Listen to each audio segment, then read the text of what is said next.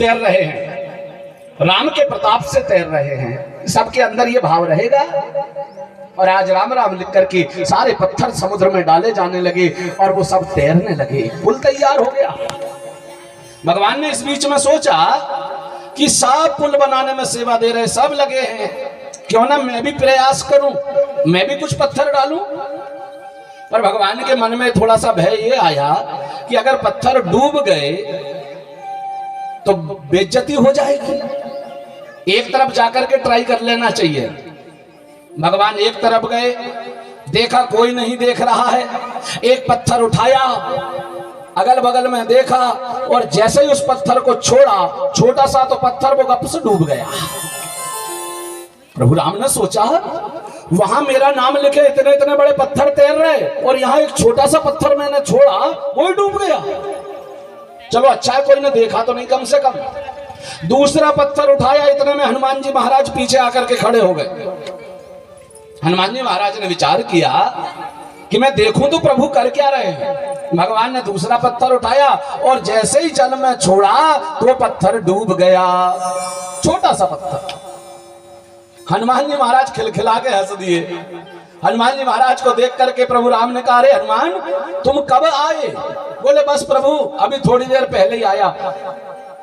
तुमने कुछ देखा तो नहीं? बोले प्रभु सब देख लिया। पर आप ये कर क्यों रहे हैं? आपको ये करने की आवश्यकता क्या है? बोले हनुमान मुझे एक बात समझ में नहीं आ रही है।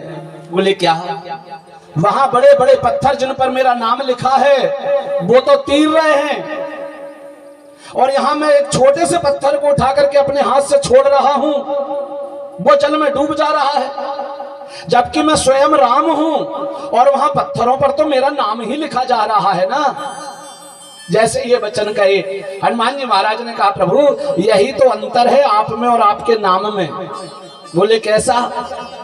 बोले प्रभु जिस जीवात्मा के इस पत्थर रूपी हृदय पर आपका नाम अंकित हो जाए, वो जीवात्मा भवसागर से पार हो जाता है, वो तैर जाता है, और जिसे भगवान अपने हाथ से छोड़ दे वो संसार सागर में डूब जाता है, फिर उसे कोई नहीं बचा सकता।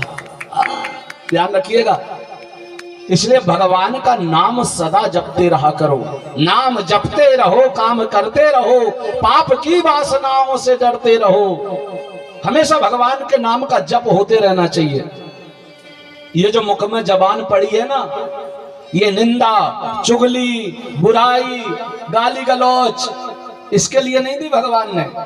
काहे के लिए दी है? हमारे संत कहते हैं मुख में रसना वो भली, जो भजे हरि को नाम, नहीं भजे तो काट दो, भलो न मुख में जान।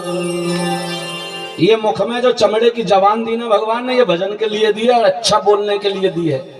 हाँ, इससे अगर बुराई करोगे, निंदा करोगे, चोली करोगे, अटरम सटरम खाओगे, हाँ, तो ध्यान रखना इस जन्म में तो भगवान ने जबान दी, अगले जन्म में गूंगा ही बना देगा, या क्या मालूम कौन सा जानवर बना देगा। पड़े रहना, ध्यान रखिएगा। जो जबान से, जिस रसना से भगवान का नाम नहीं निकलता, उसको काय की श्रेणी दी गई है।